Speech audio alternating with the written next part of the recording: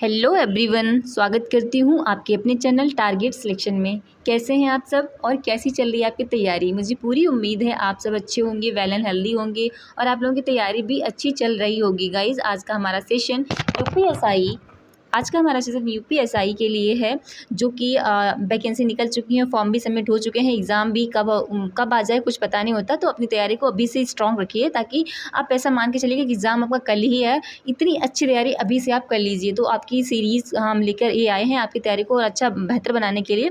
तो इस सीरीज़ में अगर हम इस आज के लेक्चर की बात करूँ, वीडियो की बात करूँ, तो इसमें सभी सब्जेक्ट को इंक्लूड किया गया है। हिंदी के भी हैं और GK, GS, current affairs, math, reasoning के भी क्वेश्चन को इसमें इंक्लूड किया गया है और बहुत ही आपके एग्जाम के सटीक क्वेश्चन को हमने बनाया हुआ है। सो क्वेश्चन को देखते हैं पहले बिना देरी करते हुए। क्वेश्चन को फर्स्ट क्वेश्चन है, और गाइज इस सेशन के बाद जो भी आपका स्कोर बने हमें कमेंट्स में ज़रूर बताएं। सो क्वेश्चन देखते हैं कि पर्यायवाची पूछा गया है कि पर्यायवाची शब्द की दृष्टि से असंगत युग्म कौन सा है। तो देखो, बादल को जलंधर भी कहते हैं, मेघ कहते हैं, बारिश कहते हैं। आंसर ये तो सही है। असंगत नहीं, गलत है इसमें से कोई। हाथी को गज कहते हैं, हस्ती केसरी, यही गलत है।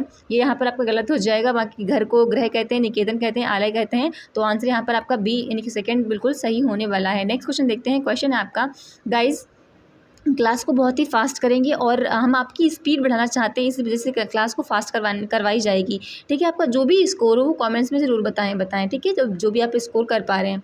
तो नेक्स्ट क्वेश्चन है, कुत्सा के पर्यायवाची शब्द का चयन कीजिए। तो कुत्सा का पर्यायवाची क्या होता है? क्या अभाग्य होता है, अपयश होता है, या फिर बदला होता है? तो इसका जो आंसर हो जाएगा वो हो जाएगा दूसरे नंबर का, अपयश होता है। नेक्स्ट क्वेश्चन देखते हैं, निम्नलिखित में से वाक्यों में से कौन सा वाक्य शुद्ध है? तो बताइए कौन सा है। तो आप देखिए इसका ऑप्शन तीसरा देखिए, तब यह काम ज़रूरी हो जाएगा। यहाँ पर देखिए पहला, मुझसे ये काम संभव नहीं हो सकता, संभव नहीं हो सकता यहाँ पर नहीं होना चाहिए था। इन्होंने पूछा शुद्ध कौन सा है, तो मेरे लिए ठंडी बर्फ़ और गर्म आग लाओ, ये कौन सी बात हुई। यहाँ पर तब यह काम ज़रूर हो जाएगा, व्यायाम करना चाहिए जिससे कि स्वस्थ रहें। और इसमें पूछा गया सही कौन सा है, तो यहाँ पर आपका तीसरा बिल्कुल सही हो जाएगा। आंसर तीसरा बिल्कुल सही है। अगला है, गुरुपदेश शब्द में कौन सी संधि लगी हुई। तो गुरुपदेश में दीर्घ संधि है। आंसर आपका यहाँ पर 2 होने वाला है, बिल्कुल सही। नेक्स्ट क्वेश्चन देखते हैं, निम्नलिखित में से शुद्ध वर्तनी वाले शब्द का चयन करें। तो शुद्ध वर्तनी वाला जो अगर शब्द है, तो यहाँ पर देखेंगे निरालंब। निरालंब एकदम शुद्ध लिखा हुआ है, ना कि अगरबत्ती सही लिखा है, ना बहिष्कार। शुद्ध वर्तनी निरालंब लिखा हुआ है। आंसर आपका दूसरा बिल्कुल सही होने वाला है। नेक्स्ट है, लिंग के आधार पर असंगत शब्द का चयन करें। मतलब यहाँ पर कोई शब्द जो है ना वो गलत लिखा हुआ है। तो छात्र का छात्रा होता है, ठीक है। प्रोण का प्रोणा होता है, ठीक है। आयुष्मान का आयुष्मती होता है और सांप का सांप ही नहीं होता है। यहाँ उन्होंने पूछा असंगत। अच्छा, छात्र का छात्रा, ठीक है। प्रोण का प्रोणा, आयुष्मान का आयुष्मती। देखिए ये क्या है, ये एक हमें कहीं ना कहीं जीव तो हैं ये, लेकिन ये ह्यूमन बींग से हैं, ह्यूमन बींग से दिखा रहे हैं। लेकिन ये यहाँ पे सांप और सांपिन, ठीक, तो इसका सही तो है, लेकिन ये एक जंतु है, ठीक है, जंतु है। तो यहाँ पर जो असंगत है वो यहाँ पर आपका 4th नंबर का सही हो जाएगा। नेक्स्ट देखते हैं क्वेश्चन, निम्नलिखित में से किस वाक्य में सर्वनाम का अशुद्ध प्रयोग हुआ है। यानी कि सर्वनाम का प्रयोग तो हुआ है लेकिन अशुद्ध रूप से हुआ है। तो पहले को देखिए, मैं उसके पिता से मिला, ये तो सही है। हमें भाषा का अच्छा ज्ञान होना चाहिए, ये भी सही है। वे सब उसके घर गए, ये भी ठीक है। इतनी सी बात पर वह तेरे, यहाँ पर ये सब गलत लिखा हुआ है। आप चौथे में देखिए तो चौथा आपका गलत हो जाएगा। यहाँ पर यही पूछा गया है, गलत कौन सा है। अगला है, उत प्लस छिन्न का संधि रूप क्या होगा। तो क्या हो जाएगा इसका, उच्छिन्न हो जाएगा। यानी कि आपका आंसर हो जाने वाला है यहाँ पर बी, यानी दूसरे नंबर का उच्छिन्न। नेक्स्ट क्वेश्चन देखते हैं। क्वेश्चन है, अजिर शब्द युग्म का अर्थ बताइए। तो क्या इसका हो जाएगा, तो अजर मीन्स होता है जो वृद्ध ना हुआ हो, जो वृद्ध यानी कि जो बूढ़ा ना हुआ हो, और अजिर मीन्स होता है आंगन। आपका दूसरा आंसर बिल्कुल सही हो जाएगा। नेक्स्ट क्वेश्चन देखते हैं।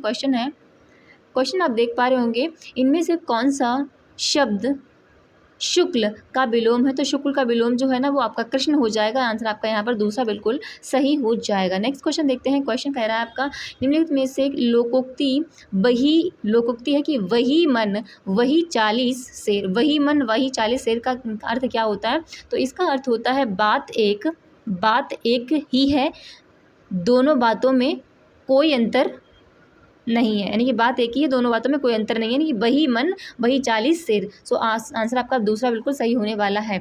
नेक्स्ट क्वेश्चन देखते हैं। क्वेश्चन फिर से आपको क्या पूछा गया है। क्वेश्चन पूछा गया है कि 4 विकल्पों में से विकल्प का चयन करें जो सही है। दिए गए मुहावरे का सही अर्थ प्रकट करें। आधा तीतर आधा बटेर, तो इस मुहावरे का सही अर्थ क्या होगा? तो आधा तीतर आधा बटेर का सही जो होगा वो बेमेल तथा बेढंग होगा होना, यानी कि आंसर आपका फोर्थ बिल्कुल सही हो जाएगा, बेमेल तथा बेढंग होना। नेक्स्ट है, निम्न शब्द के विलोम के लिए दिए गए 4 विकल्प में से उचित विकल्प को चुनिए। तो क्या है हो जाएगा उचित यहाँ पर? अव्यांतर। जो 4 विकल्प दिए गए हैं इनमें से इन्होंने बोला है कि जो विलोम शब्द दिए गए हैं तो उसका वहाय का एक उचित विलोम क्या होगा? तो अव्यांतर होगा, बहिष्कृत होगा, दिखाऊ होगा, बेगाना होगा। तो इसका अव्यांतर हो जाएगा। आंसर आपका ए यहाँ पर बिल्कुल सही हो जाएगा। नेक्स्ट है क्वेश्चन, अपना उद्देश्य पूर्ण होने पर संतुष्ट ऐसे वाक्यांश के लिए इनमें से कौन सा शब्द उपयुक्त होगा? यानी कि अपने उद्देश्य के लिए पूरी तरह संतुष्ट हो गया है तो उसको बोलेंगे हम कृतार्थ बोलेंगे। आंसर आपका दूसरा बिल्कुल सही हो जाएगा। नेक्स्ट क्वेश्चन है, दिए गए वाक्यांश के लिए एक शब्द का चयन कीजिए। क्या है? विवाहित स्त्री से उत्पन्न पुत्र को क्या कहेंगे? तो उसको हम औरस कहते हैं। आंसर आपका तीसरा यहाँ पर बिल्कुल सही हो जाएगा। नेक्स्ट क्वेश्चन गाइज है, अंडमान और निकोबार द्वीप समूह में उगाई जाने वाली मुख्य फसल कौन सी है? तो ये आपकी चावल हो जाएगी। आंसर आपका फोर्थ बिल्कुल सही हो जाएगा, यानी आंसर यहाँ पर फोर्थ बिल्कुल सही है। आपके क्वेश्चन जो है ना वो जीके जीएस के स्टार्ट हो चुके हैं। क्वेश्चन अगला है, नालंदा विश्वविद्यालय के नए कुलपति के रूप में किसे नियुक्त किया गया है? तो सचिन चतुर्वेदी को नियुक्त किया गया, यानी आंसर आपका दूसरा बिल्कुल सही हो जाएगा। नेक्स्ट है, खेलो इंडिया यूथ गेम 2025 में पदक तालिका में किस राज्य ने शीर्ष स्थान प्राप्त किया है? तो किसने शीर्ष स्थान प्राप्त किया है? महाराष्ट्र ने। आंसर आपका यहाँ पर सेकंड बिल्कुल सही होने वाला है। अगला क्वेश्चन देखते हैं। क्वेश्चन है, किसी तत्व का रासायनिक व्यवहार किसके द्वारा निर्धारित किया जाता है? तो उसका जो रासायनिक व्यवहार है ना वो एक तत्व की संयोजकता के आधार पर निर्धारित किया जाता है। आंसर आपका पहला यहाँ पर बिल्कुल सही हो जाएगा। नेक्स्ट क्वेश्चन देखते हैं। क्वेश्चन कहता है कि निम्नलिखित में से किसे लैटिन में बैक्सीनिया कहा जाता था? तो लैटिन में बैक्सीनिया काउपॉक्स को कहा जाता है। आंसर आपका यहाँ पर पहला बिल्कुल सही हो जाएगा। मुझे उम्मीद है आपको समझ आ रहा होगा, क्लियर वॉइस होगी मेरी। तो क्वेश्चन अगला देखते हैं। क्वेश्चन कह रहा है कि यदि कोई व्यक्ति संसद का सदस्य नहीं है, यानी कि पार्लियामेंट का सदस्य नहीं है, ठीक है, और उसे मंत्री परिषद का सदस्य बनाया जाता है, ठीक है, यानी कि उसको मंत्री परिषद का सदस्य बनाना है, तो उसे कितने समय में किसी भी सदन की सदस्यता प्राप्त करना अनिवार्य है? तो उसको 6 माह के अंदर किसी भी सदन की सदस्यता प्राप्त करना अनिवार्य हो जाता है। गाइज आपको पता है कि जो हमारी संसद है, अगर संसद में मान लिया कोई पर्सन है जो चुनकर नहीं गया है और उसको मंत्री परिषद बना दिया गया है, तो मंत्री परिषद बना तो दिया गया है लेकिन 6 महीने के अंदर उसको किसी भी राज्यसभा या लोकसभा का सदस्य बनना पड़ेगा। अगर नहीं बनेगा तो उसे मंत्री पद से हटा दिया जाएगा। तो यहाँ पर आंसर आपका दूसरा बिल्कुल सही हो जाएगा। अगला क्वेश्चन देखते हैं। क्वेश्चन क्या कहता है आपका, 2024 के लोकसभा चुनाव के दौरान मालोगाम नाम के जिस पोलिंग स्टेशन पर एक ही वोटर था वह किस राज्य में था? तो किस राज्य में था? वो अरुणाचल प्रदेश में था, यानी कि मालोगाम नाम का एक पोलिंग स्टेशन था, वहाँ पर सिर्फ एक ही वोटर था। तो वो कौन सा स्टेट था? वो था आपका अरुणाचल प्रदेश, यानी आंसर आपका यहाँ पर तीसरा बिल्कुल सही हो जाएगा। क्वेश्चन अगला देखते हैं। क्वेश्चन है, निम्नलिखित में से किस ब्रिटिश गवर्नर जनरल या फिर वॉयसराय ने भारत में सबसे लंबे समय तक अपनी सर्विस दी? तो उनका नाम था लॉर्ड डलहौजी। आंसर आपका तीसरा यहाँ पर बिल्कुल सही हो जाएगा। अगला क्वेश्चन देखते हैं। प्रबल अम्ल रखने के लिए पात्र के बने होते हैं। जो अम्ल है उसको रखने के लिए कौन सा पात्र, यानी पोट, कोई भी बर्तन क्या बना होता है, किससे बना होता है? तो वो बना होता है शीशे से वो बर्तन बनाया जाता है जिसमें अम्ल रखा जाता है। आंसर आपका यहाँ पर फोर्थ बिल्कुल सही हो जाएगा। मुझे उम्मीद है कि आपको समझ आ रहा होगा। क्वेश्चन बहुत ही अच्छे हैं और आप बहुत ही एग्जाम में सटेंगे। ये से बहुत ही ईजी क्वेश्चन नहीं आने वाले आपके। बहुत ही ईजी कहेंगे तो नहीं आएंगे, बहुत ही टफ कहें तो बहुत ही टफ भी नहीं आएंगे, ईजी टू मॉडरेट क्वेश्चन आएंगे। और यही क्वेश्चन आपके एग्जाम में आते हैं क्योंकि बहुत ही सटीक क्वेश्चन है। हम बहुत ही मेहनत से ही क्वेश्चन बनाकर लेके आते हैं आपके लिए। सो इनको सीरियस लें, बार बार रिवाइज करें, इनको याद करने की कोशिश करें कि क्या पूछा जा रहा है और कैसे क्वेश्चन आ सकते हैं, और अपना जो भी स्कोर हो अपना स्कोर चेक करते रहें। क्वेश्चन देखते हैं क्या है कि भारत में मूल्य वर्धित कर किस वर्ष लागू किया गया था? यानी कि वैल्यू एडिड टैक्स, बैट, इसको बोलते हैं बैट, कब लागू किया गया? तो बैट को 2005 में लागू किया गया था। फिलहाल जीएसटी के आने से इसको समाप्त कर दिया गया है। नेक्स्ट है दल बदल विरोधी कानून से संबंधित भारतीय संविधान की अनुसूची कौन सी है? तो यह आपकी अनुसूची हो जाएगी 10वीं। याद रखिएगा, दल बदल कानून जो आपका आया था वो 10वीं अनुसूची के तहत रखा गया था। आंसर आपका सेकेंड यहाँ पर बिल्कुल सही हो जाएगा। नेक्स्ट है विकसित कृषि संकल्प अभियान का समापन समारोह में आयोजित किया गया था। तो कहाँ पर ये जो विकसित संकल्प अभियान कहाँ पर ये समारोह आयोजित किया गया था? तो ये आपका जो है ना बारदोली में किया गया था। आंसर आपका पहला यहाँ पर बिल्कुल सही हो जाएगा। मुझे उम्मीद है कि आप कंफ्यूज नहीं हो रहे होंगे। बिल्कुल मैं क्लियर बोलने की कोशिश करूँ, क्योंकि मैं अगर आपको बहुत ही फास्ट पढ़ाऊंगी तो डेफिनेटली आप कंफ्यूज हो जाएंगे। तो आप अपनी स्पीड अपनी यूट्यूब पे बढ़ा लिया करें गाइस, ठीक है। मैं तो अपनी मीडियम स्पीड ही रखने की कोशिश करती हूँ, ताकि बहुत स्लो भी ना लगे आपको, बहुत आपको फास्ट भी ना लगे, ठीक है। और ज़्यादा मैं अगर फास्ट पढ़ाऊंगी तो बहुत ही, अगर स्लो पढ़ाऊंगी तो आपका लेक्चर बहुत ही लेंथी हो जाएगा, फिर आपको भी पढ़ने में बोरिंग होगा, मुझे पढ़ाने में बोरिंग होगा। तो हम मीडियम स्पीड ही लेकर चलते हैं। क्वेश्चन देखते हैं क्या है। क्वेश्चन इंटरेस्टिंग है, देखिए। नवरात्रि को सरस्वती पूजा के रूप में किस राज्य में मनाया जाता है? तो किस राज्य में मनाया जाता है? तो केरला में नवरात्रि को सरस्वती की पूजा के रूप में मनाया जाता है। आंसर आपका पहला बिल्कुल सही हो जाएगा। अगला क्वेश्चन देखते हैं। क्वेश्चन है राज्य विधानसभा के अध्यक्ष की शक्ति के बारे में निम्नलिखित में से क्या सही नहीं है? तो क्या सही नहीं है देखते हैं। पहला देखते हैं कि वह सदन में अनुशासन और मर्यादा बनाए रखते हैं। तो ये तो ठीक है, वो तो बनाए रखते ही हैं। वह निर्णय लेते हैं कि कोई विधेयक धन विधेयक है या नहीं है। तो ये बिल्कुल सही है गाइस, बिल्कुल रट लीजिएगा। जो हमारे विधानसभा के अध्यक्ष होते हैं उनका ये दायित्व है, कर्तव्य है कि वो ही चेक करते हैं कि कोई विधेयक जो है ना धन विधेयक है या नहीं है। ये बात बिल्कुल सही है, उनका ये दायित्व बनता है। अगला देखते हैं कि वह एक साधारण विधेयक पर दोनों सदनों के बीच गतिरोध दूर करने के लिए विधानसभा और विधान परिषद का संयुक्त सत्र बुला सकते हैं। गाइस, राज्यों में संयुक्त सत्र नहीं होता है, ये सिर्फ संसद की सेंटर लेवल पर ही संयुक्त अधिवेशन की ज्वाइंट सिटिंग बुलाई जाती है। राज्यसभा और लोकसभा की ऐसा स्टेट लेवल पर नहीं होता। तो यहाँ पर आपका तीसरा बिल्कुल गलत हो जाएगा, और गलत ही हमसे पूछा गया था। सो नेक्स्ट क्वेश्चन है, सिंधु घाटी सभ्यता का नगर लोथल कहाँ पर स्थित है? तो लोथल गुजरात में स्थित है। पहला आपका यहाँ पर बिल्कुल सही हो जाएगा। अगला क्वेश्चन देखते हैं। कुल सूर्य ग्रहण तब होता है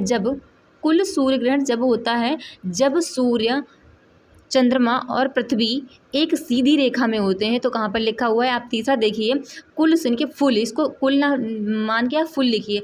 फुल जो सूर्य ग्रहण होता है उसको जब कब होता है? तो जब सूर्य जो होता है, सूर्य, चंद्रमा और पृथ्वी तीनों एक ही रेखा में होते हैं तो फुल जो सूर्य ग्रहण है ना वो तब पड़ता है। आंसर आपका यहाँ पर तीसरा बिल्कुल सही हो जाएगा। नेक्स्ट क्वेश्चन देखते हैं। क्वेश्चन है सौरमंडल के किस ग्रह को वैक्यूम क्लीनर कहा जाता है? तो वो आपका बृहस्पति है। आंसर आपका पहला यहाँ पर बिल्कुल सही हो जाएगा। फर्स्ट इज करेक्ट है। नेक्स्ट क्वेश्चन आपका गाइस हो जाएगा, उस भारतीय संगीतकार का चयन करें जो ताल वाद्य यंत्र यानी कि मारकर बजा जो ताल वाद्य यंत्र होता है वो मारकर बजाया जाता है से जुड़ा हुआ है। तो कौन इसमें से जुड़ा हुआ है? तो उनका नाम है पंडित अयोध्या प्रसाद जी। आंसर आपका तीसरा बिल्कुल सही हो जाएगा। गाइस, आप देख पा रहे हो क्वेश्चन बहुत ही अच्छे लेवल के हैं, बहुत ही एग्जाम के सटीक हैं। डेफिनेटली आपके एग्जाम में इन सेशन से क्वेश्चन जरूर आएंगे।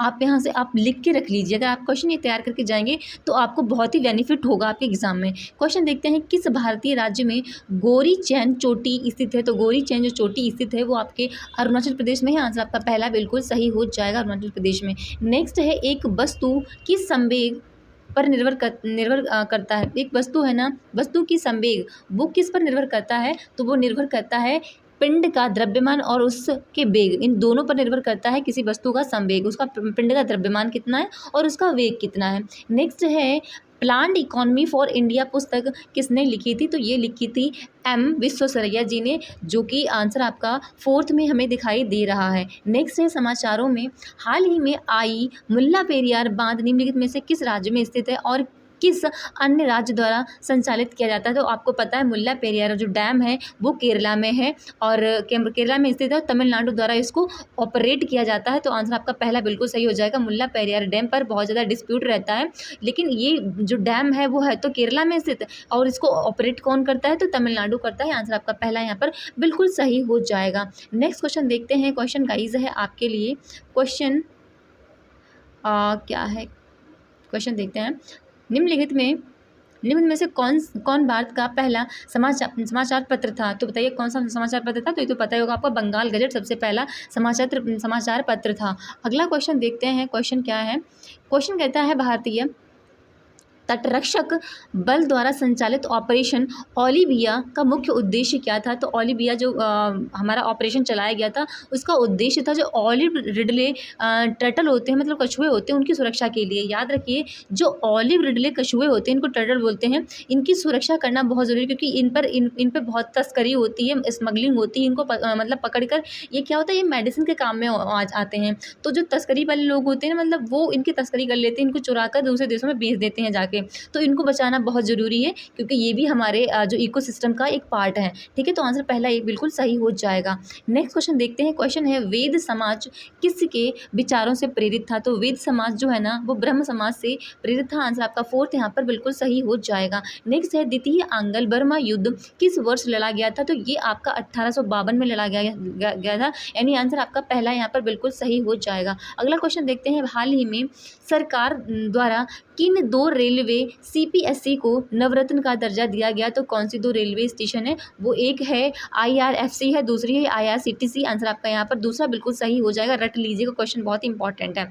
नेक्स्ट क्वेश्चन है, इनको भारत रत्न मिला है 2023 में यूनेस्को की रचनात्मक शहर नेटवर्क यानी कि क्रिएटिव सिटी नेटवर्क सूची में किस भारतीय शहर को साहित्य का शहर के रूप में शामिल किया गया है? तो किसको शामिल किया गया? ये आपको किया गया है कोझिकोड, जो कि केरला में पड़ता है। याद रखिए, ये किस लिए शामिल किया गया? तो ये साहित्य का शहर यानी कि सिटी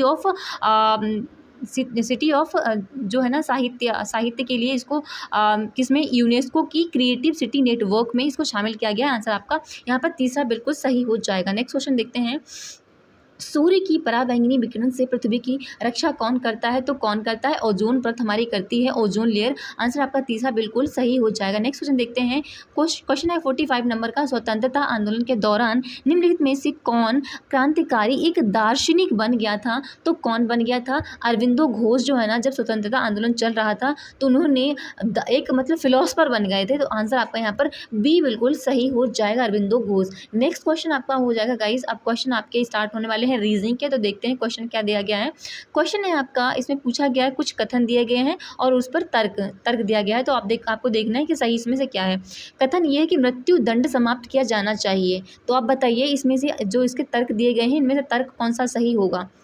मृत्यु दंड दिए जाना चाहिए, तर्क दिया गया है कि नहीं, इसे नहीं समाप्त किया, मृत्युदंड समाप्त किया जाना चाहिए, ऐसा कथन में पूछा गया है। मान लिया आपसे कोई पूछ रहा है कि क्या मृत्युदंड समाप्त कर दिया जाना चाहिए, तो आपका आंसर क्या होगा कि नहीं, इसे नहीं समाप्त किया जाना चाहिए। यह दंड किसी अपराधी के कृत्यों के परिणामों से बच निकलने की संभावना को समाप्त करता है। ठीक है, आप इसको क्या, इसका आंसर ये देंगे, आप ये देना चाहेंगे या फिर कहेंगे कि हाँ, इसे समाप्त कर दिया जाना चाहिए। दंड उस व्यक्ति के लिए पुनर्वास के अवसर की संभावना को समाप्त करता है जो आतन अपराधी नहीं होता। तो इसका आंसर क्या हो जाएगा बताइए गाइस। देखिए, ये मुझे लगता है ये जो तर्क दिए गए हैं ये दोनों सही हैं।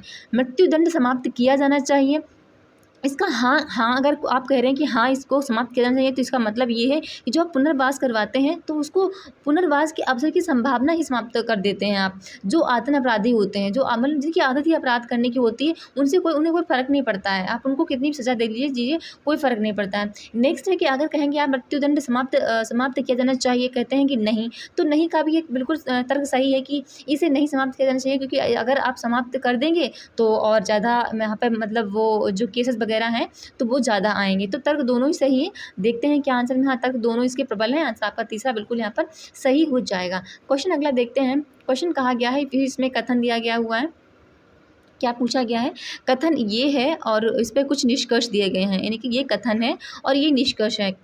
ठीक है, कुछ लड़कियां महिलाएं हैं, बना लेते हैं इसका डायग्राम।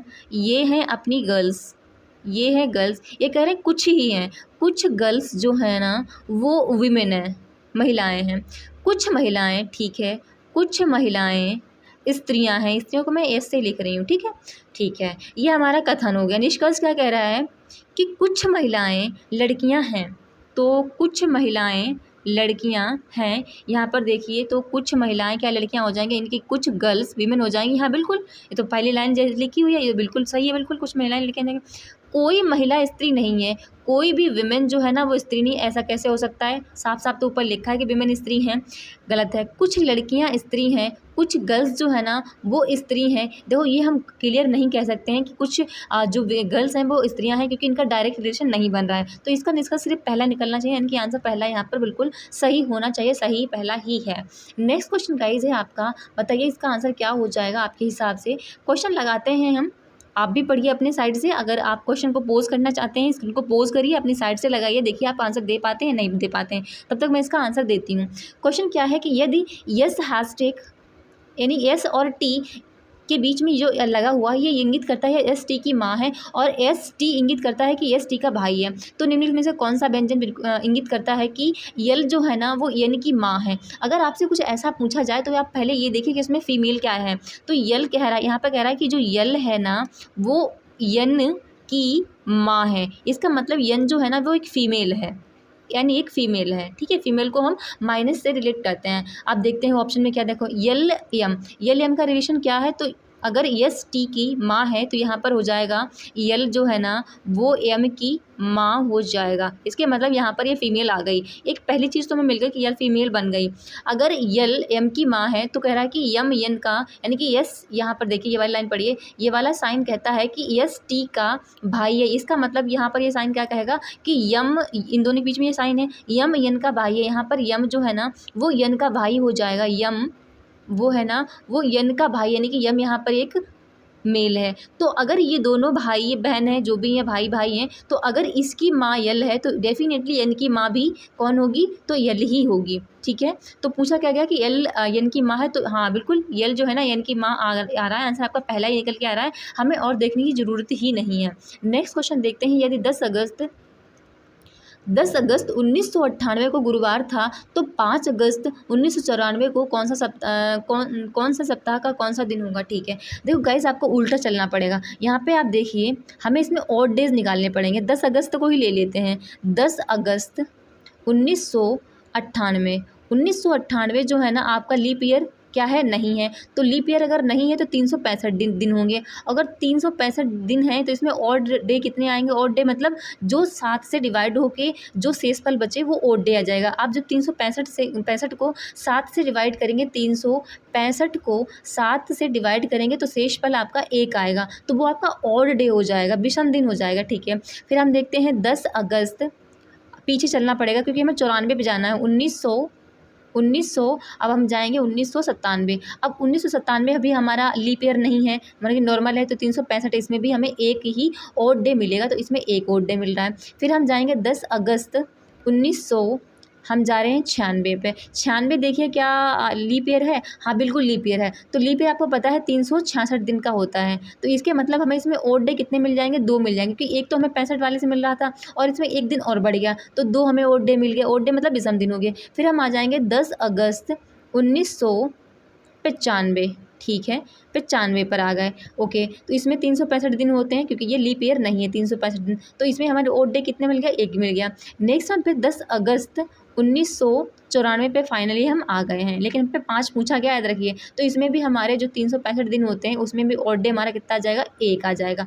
अब देखिए ऑड डे जो है ना वो कितने हैं, तो 2 2 4 2 6, यानी कि टोटल जो विषम दिन है, यानी कि ओड डे जो है ना वो 6 हैं। इसके मतलब जो 10 अगस्त 1994 को जो दिन पड़ेगा वो आपको गुरुवार से 6 माइनस करना पड़ेगा, यानी कि 6 गुरुवार से 6 दिन पीछे जाइए। जब गुरुवार से आप 6 दिन पीछे जाएंगे तो गिन लीजिए कितना हो जाएगा। अगर गुरुवार से आप 6 दिन पीछे जा रहे हैं तो ये आपका पड़ जाएगा जाके शुक्रवार। आई थिंक हाँ 10 को शुक्रवार ही पढ़ना चाहिए, बिल्कुल। जब आप खुद करके देख लीजिए, जब गुरुवार से आप 6 दिन पीछे जाएंगे तो हाँ शुक्र ही पड़ेगा जाके, क्योंकि अगर 7 दिन जाएंगे पीछे तो सीधे गुरुवार ही आ जाएगा, यहाँ पर शुक्रवार पड़ेगा। फिर ये कह रहा है कि लेकिन शुक्रवार तो 10 अगस्त को होगा ना, 10 अगस्त 1994 को, लेकिन हमसे पूछा गया है 5 अगस्त को, ठीक है। तो क्या मतलब है इसका, यहाँ पर 10 अगस्त को अगर गुरुवार है और हमें 5 दिन पीछे जाना है, तो हमें 10 अगस्त को गुरुवार था तो इस शुक्रवार आया, तो इस शुक्रवार में से हमें 5 दिन माइनस फिर करने पड़ेंगे। तो जो शुक्रवार में से 5 दिन फिर माइनस करेंगे, मतलब शुक्र के पीछे फिर 5 दिन जाएंगे, तो आपका कौन सा दिन आप बताइए। सोमवार पड़ेगा ना, देखिए सोमवार ही पड़ेगा। सोमवार सोमवार 1, मंगल 2, मंगल बुध 3, बृहस्पति 4 और बृहस्पति और फिर शुक्र 5वां दिन पड़ जाएगा, तो 5 यानी कि सोमवार ही आएगा आंसर आपका। यहाँ पर पहला बिल्कुल सही हो जाएगा। मुझे उम्मीद है आपको समझ आया होगा। अगला क्वेश्चन देखते हैं गाइस। 38 बच्चों की एक पंक्ति में, ठीक है, सभी पूरब की ओर मुँह करके बैठे हैं, तो इसके मतलब ऐसे बैठे हुए हैं, सीधी लाइन हमने बना ली है, ये लाइन बन गई आपकी सीधी, और इसमें 35 बच्चे हैं जिनका मुँह किधर है, पूरब की साइड में, ठीक है। अच्छा, अब यहाँ पर बायां दायां देखते हैं, तो इसका जो ये वाला जो भाग है ना, ये दायां हो जाएगा, दायां, और ये वाला जो है ना, ये आपका दायां और बायां। यहाँ पर देखिए ये वाला आपका बायां हो जाएगा। याद रखिए बायां दायां पहले ही क्लियर कर लिया करें, B4 बायां, D4 दायां, ठीक है, हमने देख लिया इतनी चीज़। हमेशा अगर आप ऐसे लिख लेंगे तो आपको कभी कन्फ्यूज़न नहीं होगी। फिर बोलता है कि सभी पूरब की ओर मुँह करके बैठे हैं। जो ऋत्विक है ना, क्वेश्चन पूछा गया कि जो ऋत्विक, पैन नहीं चल रहा है, ऋत्विक दाएं छोर से 15वें स्थान पर है, तो दायां किधर है, मैंने अभी साइन लगा दिया, दायां ये वाला है, ये दाएं छोर से 15वें स्थान पर है, तो 15वें स्थान पर कौन है, दाएं छोर से ऋत्विक है। ऋत्विक को मैं R से डिनोट कर रही हूँ, ठीक है, ठीक है। आगे बोलता है कि यदि काव्या ऋतिक के बाएं से 6वें स्थान पर है, तो ऋतिक का बायां कौन सा हो जाएगा, आप बताइए। ऋतिक का जो मुंह पूरब की साइड में, तो इसका बायां तो इधर ही होगा ना, इस साइड के लिए, तो इस साइड में 6वें स्थान पर कौन बैठा हुआ है, 6वें स्थान पर बैठी हुई है आपकी काव्या, तो काव्या को मैं K से डिनोट करती हूँ, ठीक है। फिर बोलता है तो पंक्ति के बाएं छोर से, यानी कि बाएं छोर से काव्या का स्थान कौन सा होगा, अब आप बताइए। टोटल 38 छात्र हैं, ठीक है, टोटल 38 छात्र हैं, इनमें से इन्होंने 15 तो ये बता दिए इधर से, फिर 6 ये हो गए, यानी कि 15 और 6 कितने हो गए, 21 आपको हमें 38 में से माइनस करने पड़ेंगे, ठीक है। फिर 38 में से 21 माइनस करेंगे तो कितने बचेंगे हमारे पास, यानी कि माइनस कर दीजिए आप, बचेंगे 7, और 3 में से 2 गया, 1 बचा, यानी कि 17। लेकिन 17 नहीं आएगा, आप देखिए यहाँ पर जो आपने 6 और 15 इनको जोड़ा तो आपका हो गया 21, लेकिन यहाँ पर ये वाला जो है ना नंबर, इसका काव्या वाला, ये डबल काउंट हो रहा है, तो इसको मतलब इसके मतलब यहाँ पर सिंगल काउंट, इसको क्योंकि इसको काउंट ही नहीं कर पाए, इस मतलब इसमें एक जोड़ना पड़ेगा, तो यहाँ पर इसका जो स्थान टोटल जो छात्र बचेंगे वो 18 बचेंगे, क्योंकि हमें इसको जोड़ना पड़ेगा, क्योंकि हमने इसको 15 और 6 21 कर लिया है और इसको हमने जोड़ा ही नहीं है, तो हमारा 18 आंसर यहाँ पर हो जाएगा, आपका ए बिल्कुल यहाँ पर सही हो जाएगा। अगला क्वेश्चन देखते हैं। क्वेश्चन पूछा कथन के 2 निष्कर्ष दिए गए हैं सामान्य, ठीक है, कथन और निष्कर्ष पर आंसर दिया गया है।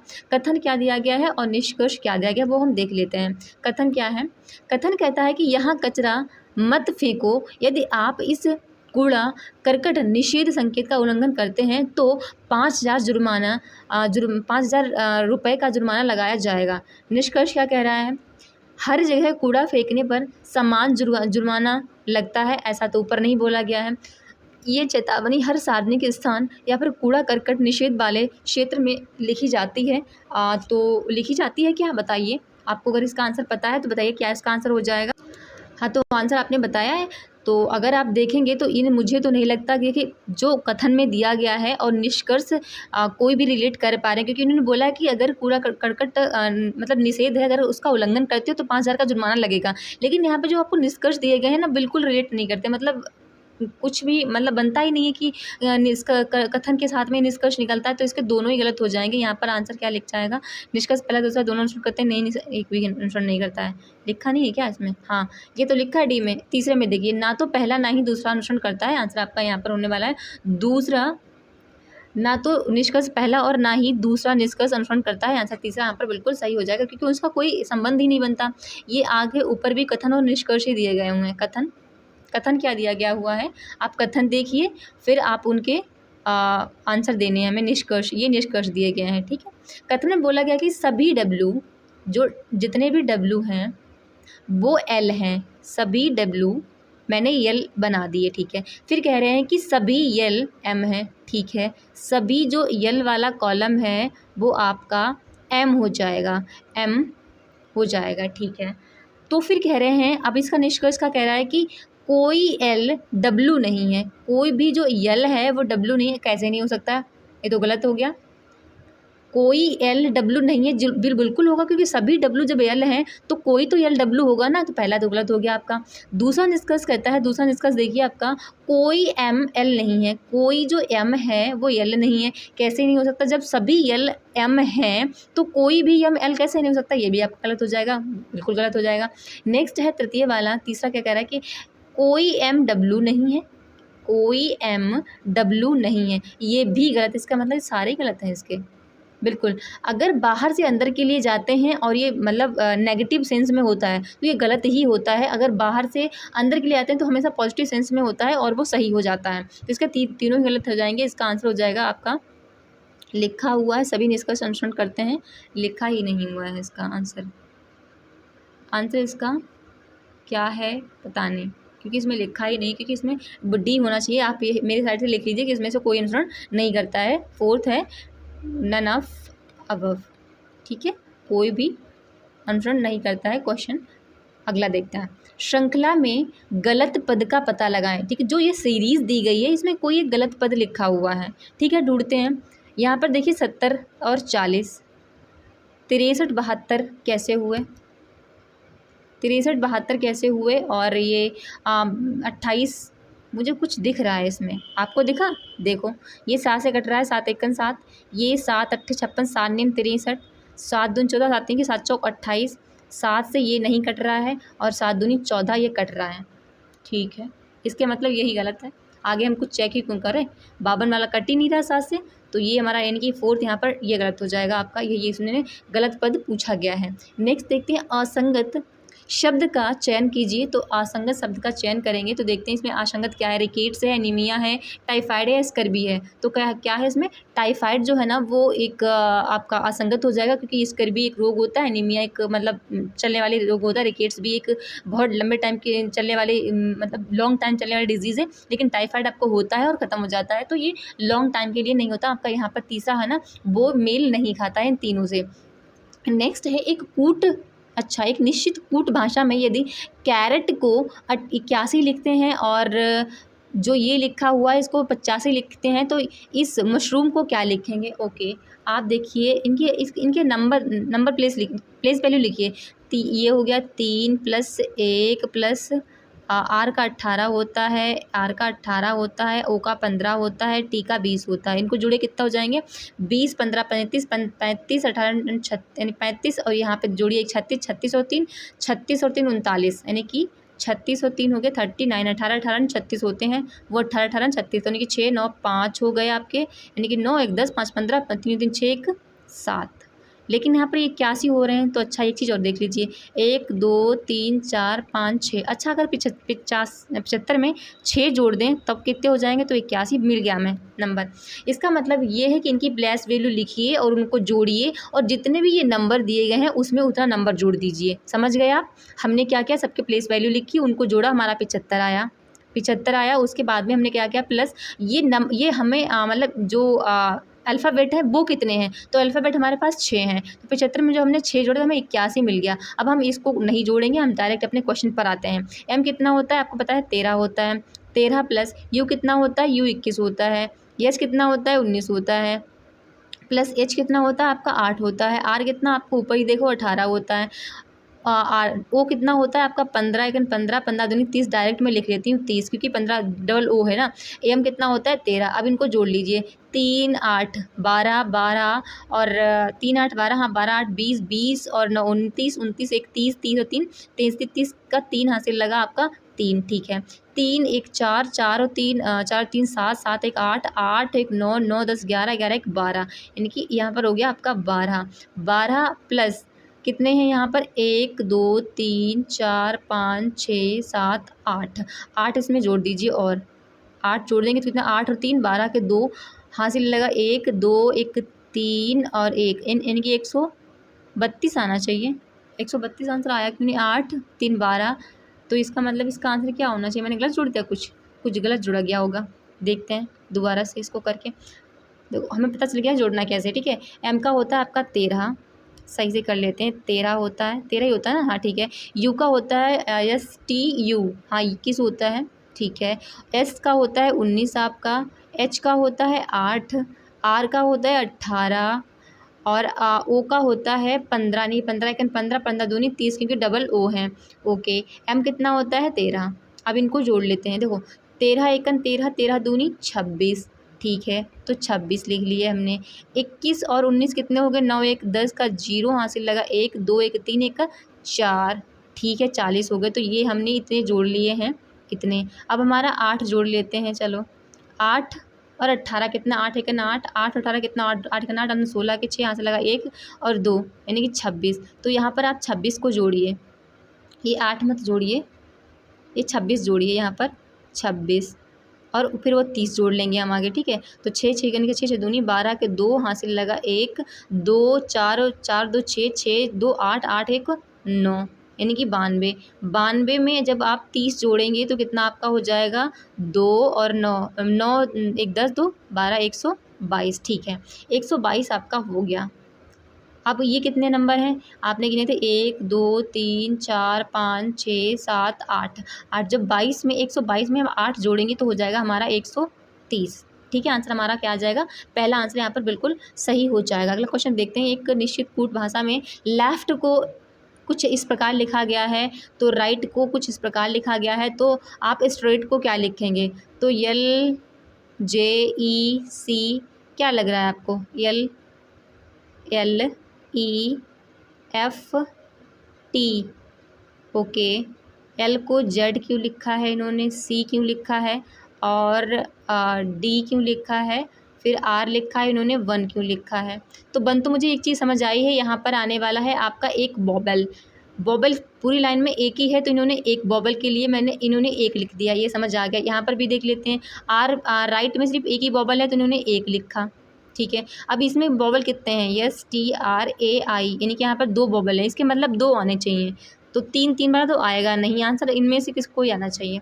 अब इसका मसला क्या है, तो यल के बाद LJI यानी कि -2 अगर करके देखो, L -2 कितने हो जाएंगे, ABCDGHIJKL, अच्छा L -2 J आ गया, E -2 C आ गया, -2 करना, ओके ठीक है। तो S -2 करेंगे कितना आ जाएगा, जब आप S -2 करेंगे तो आपका आने वाला है S -2, आपका S -2 कितना आता है, Q 18 आता, 17 आता है ना, तो 17 पे आता है Q, तो पहला तो Q आना चाहिए। अरे मिलता गया आंसर पहले, जब S -2 करेंगे 17 नंबर पे आता है आपका Q, तो Q में तो आपका 4th में लिखा है, आंसर आपका मिल गया। तो हम और क्यों चेक करें, पीछे 2 देख लिया हमने कि 2 बॉबल हैं, 2 बॉबल हैं और आगे Q आने वाला है, तो आंसर हमारा आ गया है 4th नंबर का। हम आगे क्यों चेक करें फालतू में, क्यों अपना टाइम वेस्ट करें। अगला देखते हैं, नमन, अरुणा और वरुण के पिता हैं। नमन जो है ना, यहाँ पर लिखिए आप, नमन को मैंने N से डिनोट कर दिया है। नमन जो है ना वो अरुणा और वरुण के पिता हैं, ठीक है। भव्या अरुणा की बहू है, जो अरुणा है ना इसकी एक बेटा होगा तब इसकी एक बहू बनी होगी ना, इनको बहू का साइन वैसे लगाते हैं तब बहू है इसकी। भव्या जो है ना वो अरुणा की बहू है, ठीक है। वरुण शेफाली के साथ विवाहित है, जो वरुण है ना वो शेफाली के साथ इसकी शादी हुई है, शेफाली के साथ में करा दी हमने शादी, इसको हमने डबल लाइन से हम डिनोट करते हैं। फिर बोलता है यदि अरुणा एक महिला है, ठीक है, अरुणा एक महिला है, उसका एक बेटा है, उसकी एक बहू है, ठीक है, ओके। भव्या, जिसका नाम भव्या, बहू का नाम क्या है, भव्या है, ओके। फिर कह रहे हैं कि अरुणा, तब ध्वनि का तो नाम कुछ आया ही नहीं अभी, यहाँ कुछ ध्वनि बोला गया। तब ध्वनि के पिता भव्या के पति, ध्वनि कहीं आया था, पढ़ा नहीं क्या हमने, हाँ। भव्या अरुणा की बहू है, वरुण शेफाली के साथ विवाहित है। शेफाली, हाँ शेफाली ध्वनि की माता है, ओके। शेफाली जो है ना वो ध्वनि की माता है, यानी कि ध्वनि, शेफाली की बच्ची का नाम है ध्वनि, यानी कि ध्वनि की माँ है शेफाली, पिता है वरुण, और इसकी तो बुआ हो जाएंगी अरुणा, और ये आपकी इसकी दादी हो जाएंगी, ओके। तो बोल रहा है कि तब ध्वनि के पिता यानी कि शेफाली, वरुण, ध्वनि के पिता कौन है क्या, वरुण, भव्या के पति से किस प्रकार संबंधित है। अरे भव्या के पति से मामा हुए ना इसके, आप ही बताइए। ध्वनि के पिता कौन है, वरुण है, वरुण की बहन कौन है, अरुणा है, अरुणा का बेटा हो गया ये वाला, ठीक है, भव्या का पति। अब ये बेटा अपनी माँ के पिता से, भाई से क्या बोलेगी, तो मामा ही बोलेगा ना, तो आंसर आपका ये यहाँ पर बिल्कुल सही हो जाएगा, ए इज़ करेक्ट है। नेक्स्ट क्वेश्चन देखते हैं। क्वेश्चन कह रहा है कि लड़कियों की एक पंक्ति में कविता बाईं ओर से 9वें स्थान पर है, ठीक है। एक पंक्ति है यहाँ पर, कविता कह रही है, यहाँ ये बायां है आपका, पहले बायां दायां जरूर लिख लिया करें, ये बायां है ये दायां है। ये कह रहे हैं कि कविता जो है ना बाईं ओर से 9वें स्थान पर है, यहाँ पर 9वें स्थान पर है आपकी कविता, ठीक है, कविता। और गौरी गौरी दाईं ओर से 16वें स्थान पर है। अब हमें नहीं पता है 16वें स्थान पर कहाँ पर, तो मैंने यहाँ पर इसको लिख लिया है। 16वें स्थान पर कौन है, तो गौरी है, ठीक है। लेकिन तो कविता बोलता है, तो कविता नहीं, यदि वे अपना स्थान बदल लें, यदि वे अपना स्थान बदल लेते हैं तो कविता बाईं ओर से, जो कविता ने अगर यानी गौरी और कविता स्थान बदल लें, यहाँ पर आ जाए गौरी और यहाँ पर चली जाए कविता, कविता बदल लेते हैं तो कविता जो है ना बाईं, यहीं से बाईं ओर से 25वें स्थान पर पहुँच जाएगी, 25वें स्थान पर पहुंच जाएगी। तो पंक्ति में कुल कितने लोग हो जाएंगे, बताइए कितने लोग हो जाएंगे। तो इसका आंसर आप कैसे दे सकते हैं, अब आप ही बताइए। जब ये 25वें स्थान पर पहुंच गई है, ठीक है, तो टोटल कितने हो गए, 25 + 16, क्योंकि यहाँ पर पीछे से 16 पर आ रही थी ना, पीछे से 16, जब दाएं तरफ से 16 से आ रही थी, इसका मतलब 25 पे आप पहुंच गई है, 16 इसके आगे और होंगे, तो कितने हो जाएंगे, 25 और 16 हो जाएंगे आपके 5 1 6 1, यानी 2 1 3 4 41। अब यहाँ पर देखिए, जो यहाँ पर जो गौरी और कविता जो एक्सचेंज हुए हैं ना, ये वाला नंबर डबल काउंट हो गया है, तो इसको हमें माइनस करना पड़ेगा, यानी कि -1, तो आपका आंसर हो जाएगा 40। टोटल छात्र कितने हो जाएंगे, 40। आंसर आपका बी यहाँ पर बिल्कुल सही हो जाएगा। मुझे उम्मीद है गाइज आपको समझ आया होगा। अगला क्वेश्चन देखते हैं। क्वेश्चन कह रहा है कि अंग्रेजी वर्णमाला श्रृंखला के दूसरे भाग को उल्टे क्रम में लिखा जाता है। आपको पता है अंग्रेजी वर्णमाला क्रम में टोटल 26 होते हैं, तो इसके आधे भाग को, इन्होंने बोला है ना कि दूसरे भाग को, इसके मतलब दूसरे भाग मतलब आधे भाग को, यानी कि 26 से 13 से आगे, 13 पे आधा हो गया, 13 पर आधा हो गया और फिर 13 से आगे चलेगा 14 नंबर, तो ये इसको हम आधा कर देंगे। तो जो 13 से जो नंबर आगे का होगा वो उल्टा लिखना है, यानी कि 13 नंबर से 14 नंबर जो हमारा होगा वो जेड से स्टार्ट होगा, क्योंकि वो उल्टा लिखना है। जेड किसके बाद आता है, फिर वाई आता है, वाई के बाद एक्स, वाई जेड हो गया, यू वी डब्लू, डब्लू हो गया, एक्स यू वी हो गया और यू, यानी कि U V W X Y Z, ये सारे ऐसे उल्टे लिखते जाने हैं। और शुरुआत में क्या है ना, शुरुआत में तो सीधे रहने हैं, क्योंकि उन्होंने बोला कि अंग्रेजी वर्णमाला श्रृंखला के दूसरे भाग को उल्टे क्रम में लिखना है। ओके, पहले भाग में कोई बदलाव नहीं करना है, तो नहीं करते हैं हम, ठीक है। फिर बोलते हैं कि बाएं छोर से, आपको पता है कि ये है आपकी पूरी लाइन, ऐसे ABCD होती ना, और ये आपका बायां छोर और ये है आपका पीछे वाला दायां छोर। मैं कई बार बता चुकी हूँ आपको, ये होता है आपका दायां छोर, ठीक है, देख लिया हमने। अब बाएं छोर से 7वें अक्षर, अब 7वें अक्षर में जो कोई बदलाव ही नहीं है, तो 7वें अक्षर पे तो कौन आता है, आपका एफ आता है, ठीक है, एफ आ गया। फिर बोलते हैं 7वें अक्षर के दाईं ओर, 7वें अक्षर के जब दाईं ओर जाएंगे, यानी कि 7वें अक्षर के दाईं ओर 7 + 11, दाईं ओर 11वें अक्षर पर कौन है, 7 11 कितने हो गए आपके 18, तो 18वें अक्षर पे कौन आएगा, आप बताइए। 13 तक तो एज इट इज़ रहने हैं, तो 13 पे हमारा आता है एम, उसके बाद में ये हो जाएगा 14, ये हो जाएगा 15, ये हो जाएगा 16, ये हो जाएगा 17, ये हो जाएगा 18 और 18वें अक्षर पे पूछा गया है, तो आपका वी हो जाएगा। आंसर आपका यहाँ पर तीसरा बिल्कुल सही हो जाएगा, तीसरा यहाँ पर करेक्ट है। नेक्स्ट क्वेश्चन देखते हैं। क्वेश्चन आपका है, दक्षिण दिशा की ओर मुख करके बैठे 80 छात्र, किधर, दक्षिण दिशा में। दिशा कौन सी है, याद रखिए दक्षिण दिशा। दिशाएं आपको देखना बहुत जरूरी है, क्योंकि इससे हमें बायां दायां देखना पड़ता है। हम ये इसका यहाँ पर दायां हो जाएगा, अब इसका अपोजिट हो जाएगा, ये इसका बायां हो जाएगा, ठीक है। जब आप दक्षिण दिशा की तरफ मुंह करके बैठेंगे तो आपका बायां दायां हमेशा पलट जाएगा, ठीक है। टोटल छात्र कितने हैं, 80 हैं, ओके। कमला राखी के बाईं ओर से, कमला, मैंने कमला को पहले लिख लिया है, कमला यहाँ पर है। कमला जो है ना राखी के बाईं ओर, यानी कि राखी यहाँ पर है, तो राखी का बायां इधर पड़ेगा ना, बाईं ओर से 18वें स्थान पर है, ठीक है। राखी पंक्ति में बाईं छोर से 25वें स्थान पर है, ये 25वें स्थान पर है बाईं छोर से, ठीक है। अब आप देखिए, फिर कह रहे हैं कि पंक्ति के दाएं छोर से कमला का स्थान क्या होगा, अब आप ही बताइए। यहाँ तक तो 25 हो ही गए, ठीक है। टोटल 80 हैं, टोटल जब 80 हैं, अगर मैं पहले यहाँ पर आपका देखूँ, क्या नाम इसका है, राखी का स्थान देखिए। राखी का स्थान 25वें स्थान पर है। अगर इसका टोटल 80 छात्र हैं, तो 80 माइनस जब 25 करेंगे तो कितना बचेगा आपका, 5 में से 5 गया, 10 में से 5 गया, 5 बचा, 7 में से 2 गए, यानी कि 5, 55।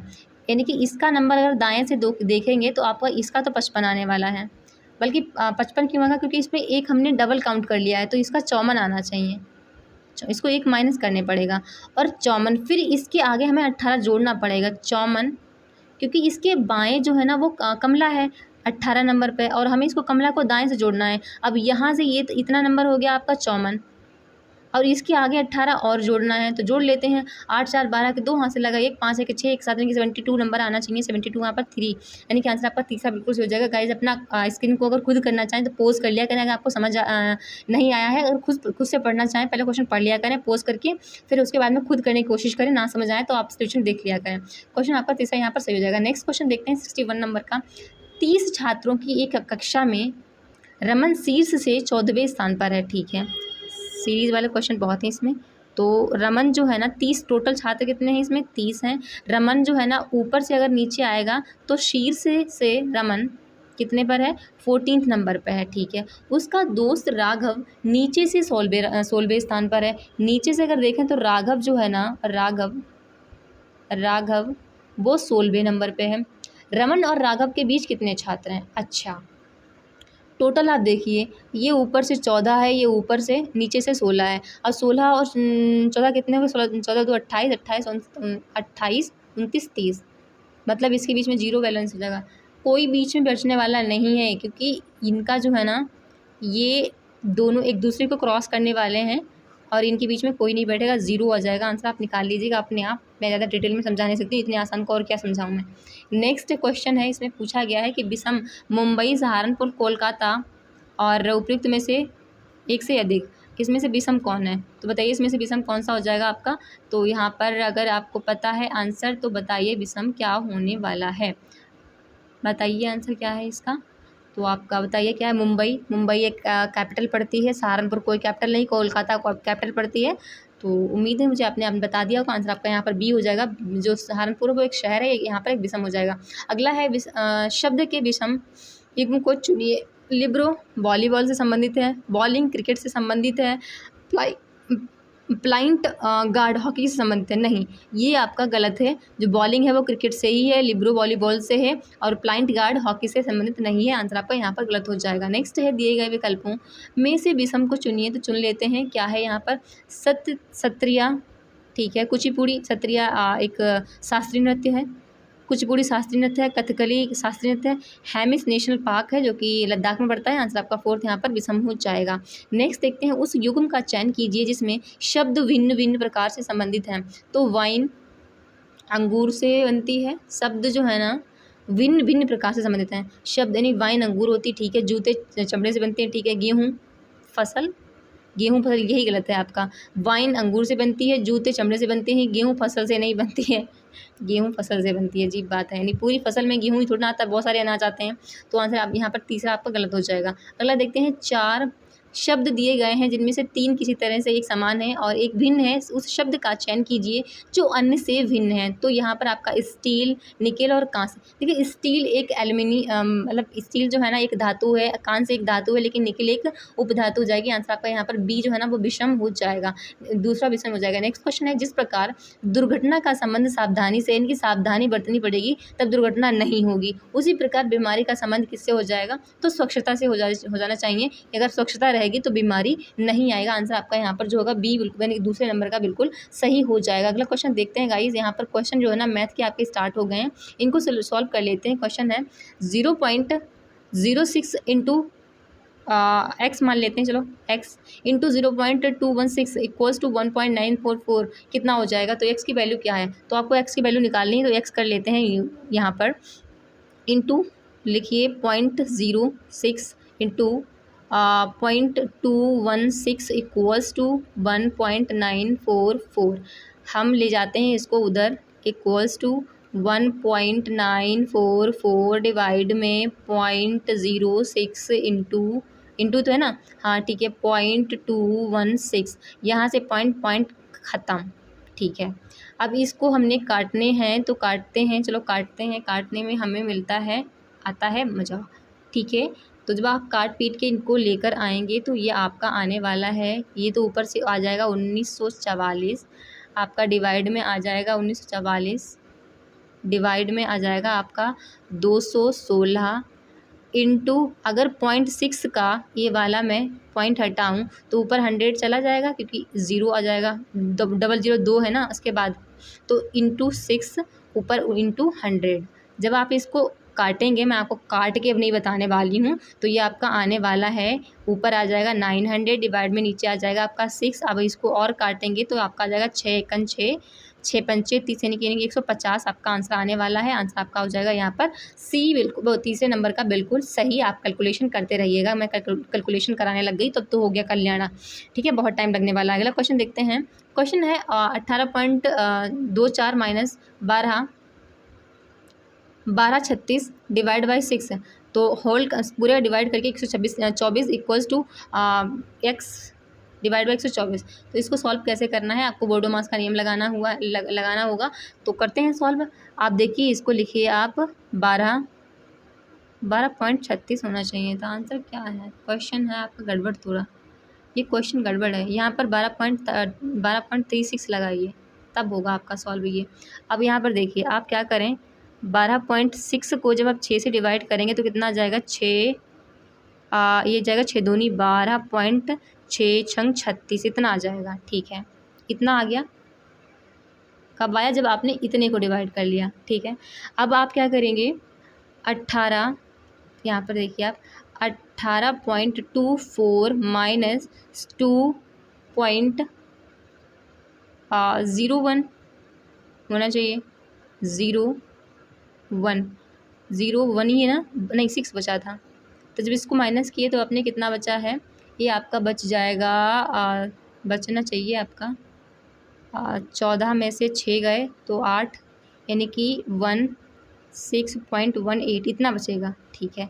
अब आपका जो 16.18 डिवाइड बाई 124 इक्वल्स टू 124, ऊपर एक्स है, तो इसका जब ये तो कट जाएंगे तो एक्स की वैल्यू आ रही है 16.18 तो नहीं है, यही आंसर आप तक का हो जाएगा। यानी कि ये आपका दूसरा आंसर बिल्कुल सही जाएगा। आप ही देखिएगा, ये देखो, ये इसके नीचे 124 है, ये तो आपस में पहले ही कट गए थे, और यहाँ पर जब आपने काटा इनके 2.006 आया था। जब आपने 18.24 में से 2.06 माइनस किया तो 18.16 आया, और एक्स की वैल्यू तो मैं निकाली थी, एक्स के बराबर में हमें इतनी मिल गई, तो 16.18 आंसर आ जाएगा। अगला क्वेश्चन देखते हैं। Question finish.